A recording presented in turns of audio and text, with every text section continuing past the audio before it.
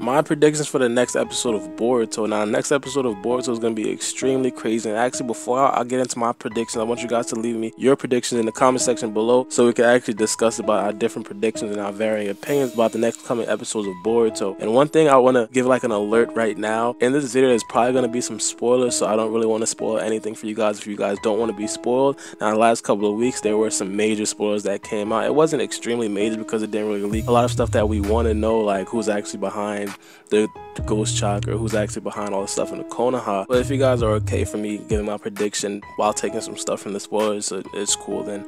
But for the first thing is, who do I actually believe is behind the mask? And to be honest, right now I think it could be, or most likely is, Sumire. Now, I don't believe that is a lock that Sumire is behind the mask, but the thing is, I want to emphasize this right now, Sumire is an extremely good culprit to actually name, because we do know that she's been missing from her bed in the last episode of Boruto, right after Mitsuki told Boruto that he knows who's behind the actual ghost chakra, this dark chakra mess that's been going on in the Konoha. That basically seems like the Boruto writers are trying to hint towards the masked man actually being Sumire. He's trying to let the viewers know, or give the viewers a kind of hint that, yeah, it's actually Sumire. And the thing is, with Sumire, I really don't want it to be Sumire, because Sumire reminded me so much of Hinata, and I just seen so much of Hinata and Sumire. I just wanted her to be good so bad, but I'm guessing that's most likely not the case. Another thing against Sumire, I actually brought this up in one of my last videos. I said that Sumire was in the scene with her mother, and that was extremely creepy because, one, we didn't know what she was talking about. There was like a kind of creepy kind of music over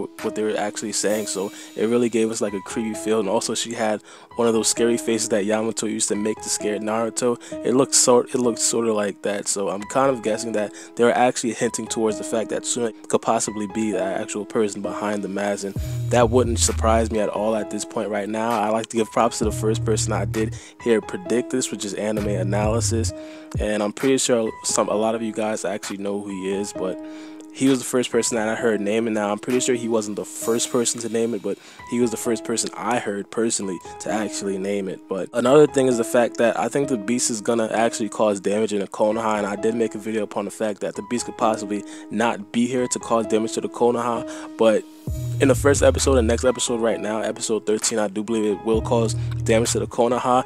And one thing I really want to see is Kakashi in action, because as you guys seen in the preview, Kakashi actually came down and he looked like he was going to get right with this beast. So I'm hoping that he's actually going to be in action next week. I like to see some of his jutsus without the Sharingan. I want to see if he could do the mud wall jutsu. I want to see, of course, he could do the lightning blade because that's his own jutsu, but I want to see him do a lot of other things. Also see him do the Rasengan and Naruto Shippuden, so I want to see if he could still do that. But it's going to be extremely exciting to see Kakashi finally back in action, because we haven't seen him in fighting in such a long time. One of my bold predictions is the fact that Sasuke is going to actually make a return in Boruto. There's one thing to actually refute this prediction, is the fact that Sada doesn't actually know who her father is yet. But the thing is, I don't think that Sasuke is going to stay for a long time, and I'm saying this mostly out of hope. I'm really just dreaming for the best, because we haven't seen Sasuke yet, and I really want to see Sasuke. Sasuke is pretty much one of my favorite characters in Boruto or in Naruto, so I'm hoping he comes back. And the thing about Sasuke is that Sasuke could really control the beast with his visual prowess, because as you guys remember, when Hashirama and Madara was actually fighting, Madara had control of the Nine Tails because of his visual prowess. He basically controlled the Nine Tails, and I think if Sasuke comes back and he tries to do that with this demon beast right now, or this new that came into Konoha, he could really do it with ease, and he could limit all of the damage that the beast would actually do. And if he does come, it would just mean that he'd come for like 2 seconds and then he'd leave, because as I said, Sada doesn't really know who her father is. Or it could be one of those things, if you guys ever seen Dragon Ball Z, when Trunks came back and seen Vegeta, and they were basically father and son, but Vegeta still never knew that that was his actual son until like later on in the series. That could actually be possible. Seeing Sasuke meet Sada would be extremely weird if Sada still doesn't know that that's her actual father, but it could still be an explanation upon why Sasuke could or can come back to the village. So I'm really hoping that Sasuke comes back to the village. That's going to be one of my bold predictions for this next coming episodes. When it comes to the involvement of Boruto, I'm actually taking this from the spoilers that leaked. Boruto is supposedly going to go to another dimension. So what I actually think is going to come out of this, what I think is the highest possibility or highest probability. Now, as I said in one of my last videos, I gave a scenario upon how Boruto can possibly be a Jinchuriki. Now, I definitely want that to happen. I want that to happen, but what I think will happen is that Boruto is just going to use this beast as a summoning jutsu. He probably is going to go to the other dimension to sign a contract.